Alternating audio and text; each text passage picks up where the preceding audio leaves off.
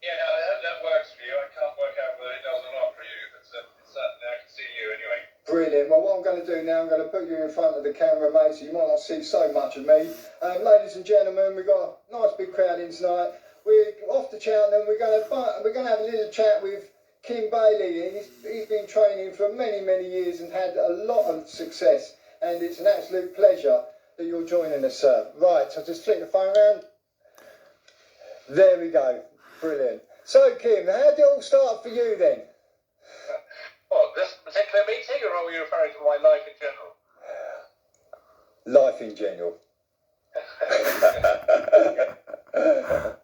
I have to own up that I'm an Essex boy, and a lot of people are very embarrassed by that, but I'm not embarrassed. Oliver Show was an Essex boy as well, so I started my life there, and I moved to Northamptonshire when I was about 12. And my dad was a farmer and trained a few horses, and I found farming pretty dull, and I loved the horse world, and I made a decision very early in my life I was going to be doing what I'm doing, and I knew, quite honestly, by the time I was 9, I was going to be a racehorse trainer, how lucky I'd be to have been doing it, and I spent a long time waiting to start off my life. I worked for Red Rifle, I worked for Tim Foster, I worked at Newmarket for a chap called Humphrey Cottrell, and I enjoyed every single moment of working for other people, but I was not a person who wanted to be anybody else's but my own boss, so off on my own. Brilliant, and you've had some wonderful success over the years, Kim, and what springs to mind is, well, you won the Grand National, was the first biggest race, was it? Yeah, it was. 1990. I don't think any of my staff were alive, actually, when I won the Grand National. That's the really scary part about it. Brilliant, and then in 1995, has it been done before, a trainer winning the Cheltenham Gold Cup and the Champion Hurdle in the same year? I had an interview with Marcus Townsend this morning from the Daily Mail, and he said only 7 trainers have done that. Wow. With the 7 in history.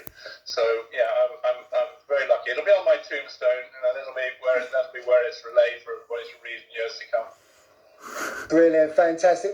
We had a jockey on the show, Graham Bradley, and he was supposed to have turned up to ride Alderbrook for because she was going to let him ride him for a race, and apparently he got a hangover and he didn't turn up. Is that right? That's absolutely true. The second year after Alderbrook had won his champion hand, he went back the second year, and he was obviously favoured for it. And Norman Williamson got injured, and so couldn't ride him. And then John Woody was asked to ride him, and he couldn't. Rephrase it. I'll start that all over again. Norman Williamson couldn't. So Ernie Peck, who owned the horse, asked if Graham Bradley could ride the horse. So Graham Bradley was organised to ride him, and he was meant to be in the yard at 7:15. To school him, and at 7:45 nothing happened, 8 o'clock nothing happened, and he completely lost his temper and said, "Get rid of that effing jockey, he's not riding my horse," and so Tom Woody rode him, and of course what happened, as fate takes us all its part in life, we looked like winning until the last moment when Graham Bradley went past him and won the race. The great mark that Graham Bradley was, and I'm a great fan of Graham's and got on very well for donkey's years, as he walked into the unsouth enclosure, he raised his arm and pointed it to his watch. That's a great thing. Absolutely brilliant. And so we've had some right old characters on, and we had Jimmy Duggan on who told a story, and it all relates around alcohol. What's all that about? Hang on a second, look at this.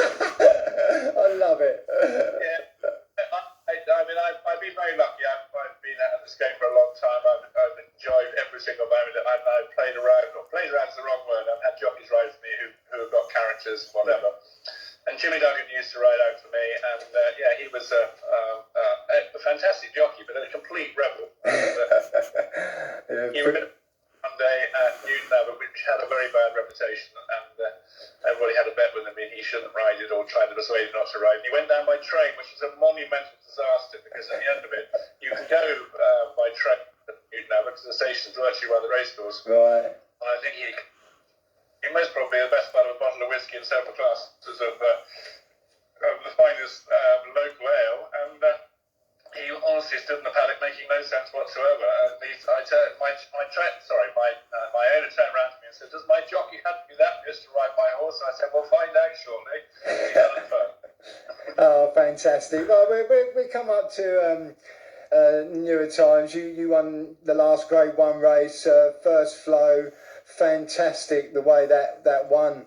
And you weren't surprised?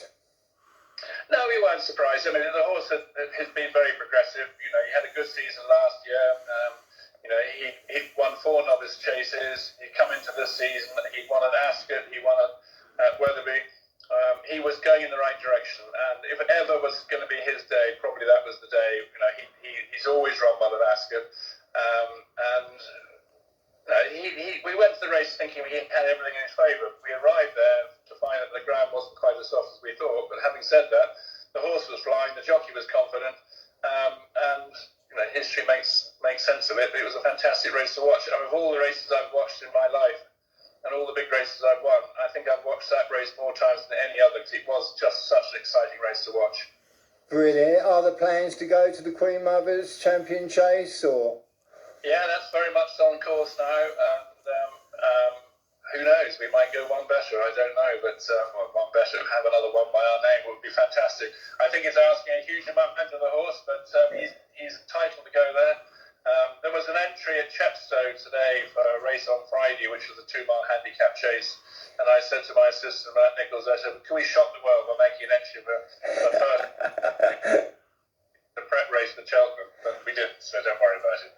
Brilliant. And congratulations, yesterday you had one runner, one for Rosie, and I watched the race and how impressive. It hadn't been out for a long time, and I thought he jumped really well. Yeah, no, very pleased with him. He's had a lot of issues, and he spent an awful lot of time on Jason Maguire's water treadmill. And quite honestly, without that treadmill, the horse wouldn't have been here to run yesterday. And I've been a big fan of water treadmills. I mean, Alderbrook was a horse that had big issues, and without a water treadmill, he would have never have got to the races and win the champion hurdle, or even win the races he did win over hurdles. And I find those sort of assets and help we have from those machines are fantastic. Brilliant. I've got to ask you this, because me and Bob Champion, we go head to head with a little charity bet, and I've picked your horse that's running tomorrow. What chances have I got? The one at Ascot. Well, I hope he's got a very good chance, because at the end of it, he's done nothing wrong. He ran very well. We used Haydock last time as a prep race for the Welsh National, and he ran a really good race. I was pleased with him. He wasn't fully wound up for the day. Sadly, he came back from there shortly afterwards and had a bad blood test, and we had to back off him, which is the reason why he never went to Welsh National. And I was going to go to the Haydock race tomorrow instead of Ascot, but I just thought 3.5 miles on absolutely bottomless ground was not necessarily the ideal thing to start off again. So we've gone to Ascot, and I'm very happy with him. He's in good form, and he's a huge horse, and I'm looking forward to seeing him run. Oh, fantastic. That's brilliant. Well, it's been an absolute pleasure having you on the show. We've had some super guests on, lots of trainers that have won the Grand National and jockeys. And we've got young Harry Cobden joining us next week. And what we got to look forward to at Cheltenham? Have you got any more than First Flow? Yeah, I've got a horse called Imperial Aura, who won the Cheltenham Festival last year. He's currently second for the Ryanair, and I'm happy with him. He did his first piece of work last week, and I was good with that, and he schooled this week as well, so that was all good. And then I have a horse called Happy Go Lucky, who will run in one of the handicaps, or he's still in the novices as well. We haven't run him for a while on purpose, so fingers crossed he'll run very well as well. Brilliant, fantastic. Well, like I say, it's been an absolute pleasure talking to you, Kim. Thank you so much for your time. Wish you all the best tomorrow and at the festival. And thanks ever so much, pal.